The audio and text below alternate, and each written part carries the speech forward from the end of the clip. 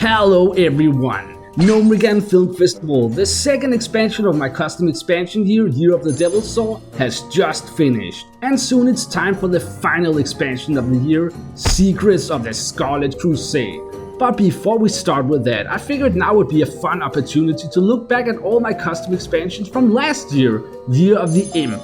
So if you're new to the channel, now is the perfect chance to learn more about this channel's history.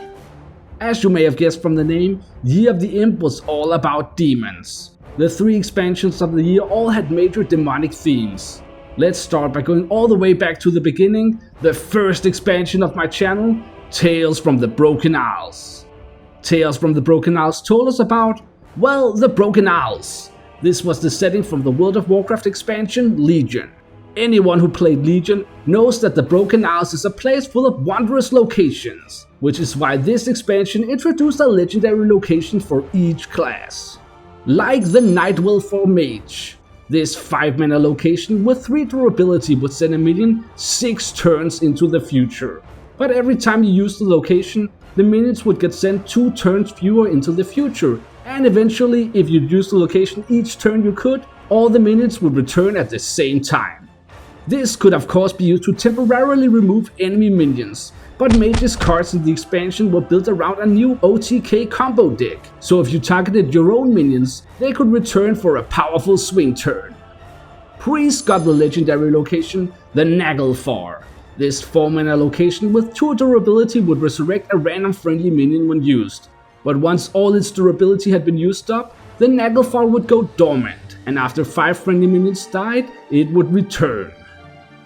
The free legendary of the expansion also focused on these legendary locations. Sir Finley, Grand Explorer, was a 1-mana 1/3 Murloc that allowed you to discover a legendary location from any class and would then shuffle it into your deck, but it would also cost 3 less mana.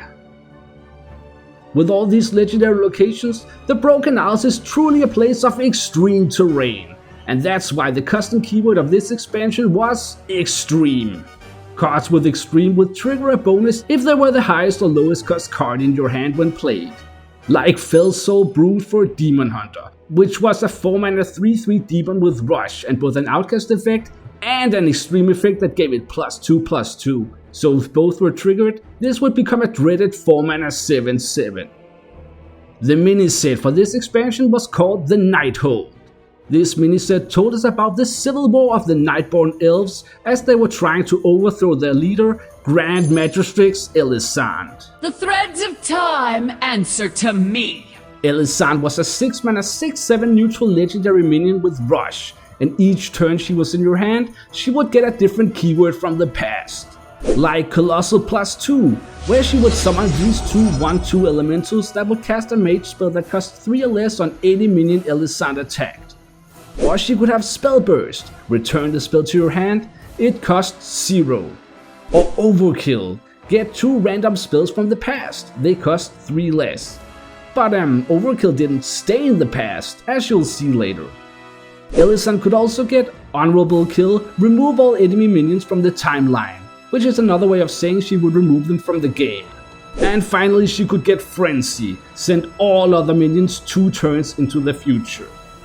These were all very powerful effects for a 6-mana card, but since they switched each turn, you might never get the one you were looking for when you needed it. Other than that, the miniset featured dual class cards in the combinations you see here. Combinations, I might add, we've since seen again in a more recent miniset. Alright, enough about Tales from the Broken Isles. The next expansion of Year of the Imp was Mission to Argus.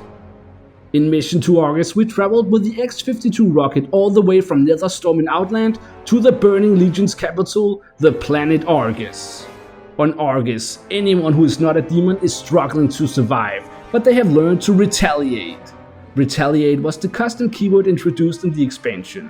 Characters with Retaliate will return bonus damage to any character that damaged them, whether that damage came from attacks or spells, but not from other Retaliate damage. Mission to Argus also reintroduced us to the keyword from the Boomsday project, Magnetic. A few of the cards in the expansion feature this keyword, like Scrap Creeper, which had both Magnetic and Retaliate 3, meaning the Creeper or any minion it got magnetized to would return 3 damage after taking damage. Another major feature of Mission to August were the two factions, the Legion and the Light. These were 10 neutral cards, 5 for each faction, that you could include in your deck, but you had to pick a side. Your deck could not include both a Legion card and a Light card. The mini-set for Mission to August was called Echoes of Eradath. This mini-set told us all about the ghosts from August's past. Many undead Draenei were available in this mini-set. And once again this mini-set featured dual class, but with new combinations. This mini-set also introduced us to the demons Kil'jaeden and Archimonde at a time before they were introduced in real Hearthstone.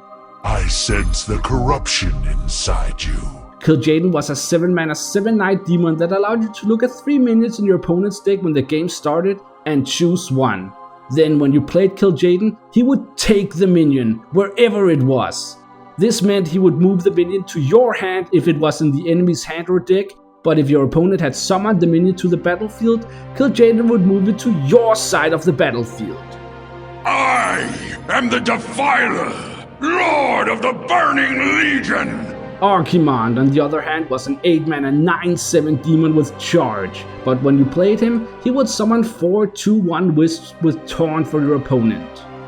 Alright, enough about Mission to August. Now let's move on to the last expansion of Year of the Imp, Return to the Rumble. In this expansion, King Rastakhan had invited us all back to the Rumble, but oh no, the Burning Legion was invading Stranglethorn Vale. Return to the Rumble reintroduced the Overkill keyword. Each class got a card that featured this keyword. But Return to the Rumble also came with its own keyword, Ritual. Ritual was a legendary exclusive keyword, and minions with this keyword would split into multiple cards when the game started and add them to your deck. And once you had played them all, the Ritual legendary would get added to your hand. These were cards like Quetzalcoatl the Wind Serpent for Warlock. Quetzalcoatl had Ritual +3, meaning she would split into these 3 offerings when the game started. But once you'd played them all, you would get Quetzalcoatl herself. And Quetzalcoatl was a 10/10 minion with Rush and Lifesteal, and she would set your hero's maximum health to 50 when played, and all of that for just 6 mana. The last big mechanic of Return to the Rumble were the team cards. These were 5 neutral cards that would change their effect depending on what class you were playing. Each variation would also have a different artwork and a cool little banner to represent their class. The mini-set for Return to the Rumble was called Blood Feud, and it was really just more of all the things you've already seen in this video, such as more ritual cards and more of the keywords from throughout the Year of the Imp. Well, that's it for today. If you didn't see my older videos, now you know what Year of the Imp was.